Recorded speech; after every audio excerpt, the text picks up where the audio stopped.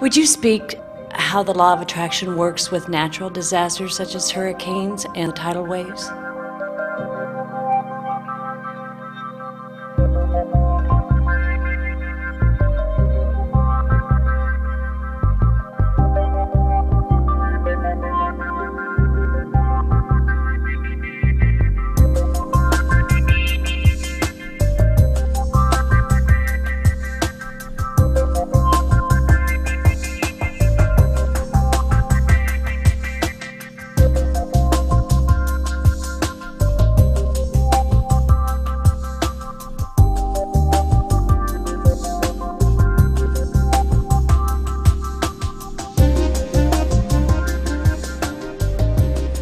Do you accept that your planet is a living being? Yes. That is constantly finding its balance? Yes. And do you call that a good thing or a bad thing? A no thing. It's just the way it is. Well, we call it a really, really, really good thing. We think it is a wonderful thing that your Earth is positioned in its orbit in the perfect proximity with the pull of magnetic interchange with everything else around it, that it maintains its orbit and its balance.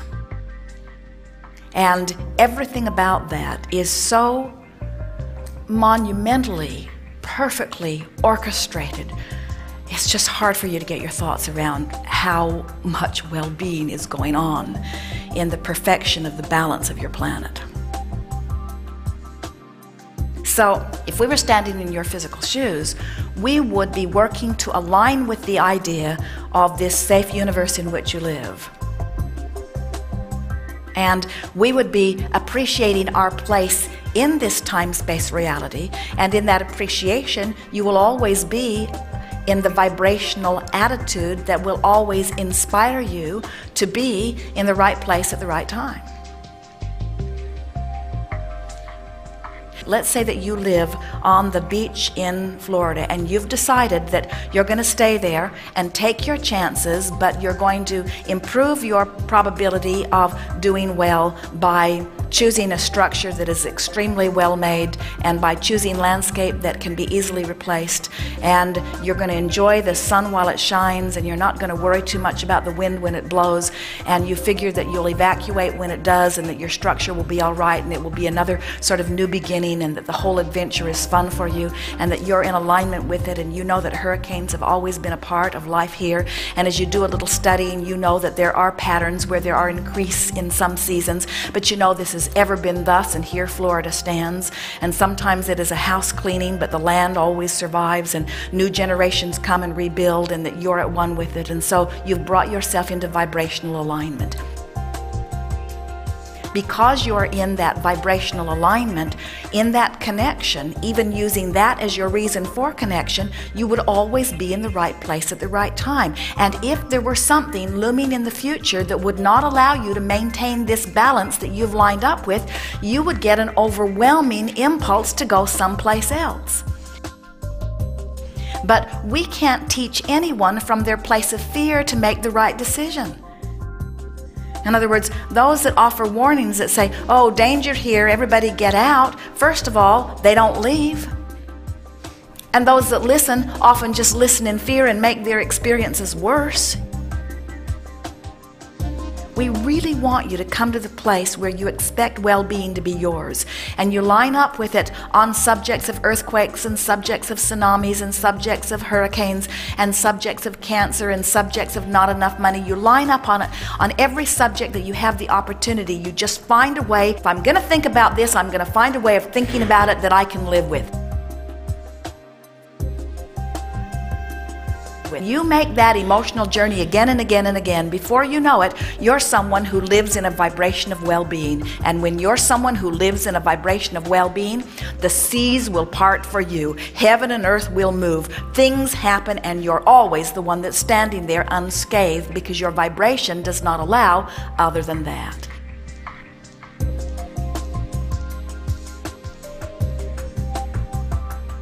And anytime you see something else being lived, it is because there's something else going on in the vibration. Yes, law of attraction is intimately precise. We wouldn't go to an area if we believed it was an area that was doomed. But we would go to an area and change our belief to understand that no area is doomed.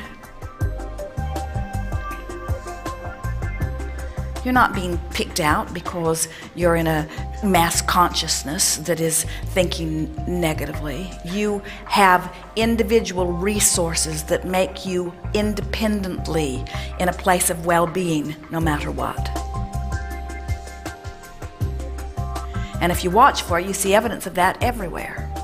There are those who like to be in a place where they don't even have to give a thought to anything like that. There are those who, frankly, like the drama of it. We notice that people clamor to build back on those treacherous beaches because there is more good going for it than bad going for it, you see. And then there is a whole mass consciousness that criticizes you, who says you should run for the hills like the rest of us, and you should deprive yourself of the joy and beauty of the beach and opt for safety like many others are choosing. And we say, if we were standing in your physical shoes, we'd live out there on the edge of adventure, understanding that well-being will follow us wherever we go. That's what we would work for.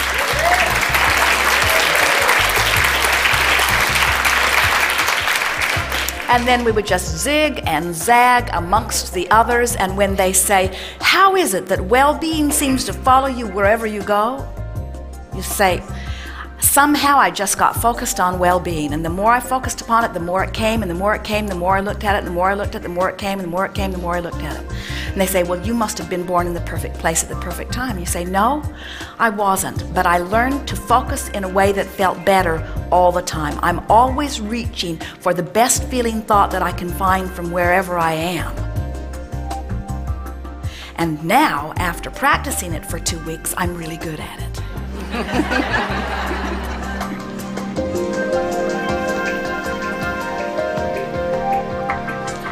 Enough?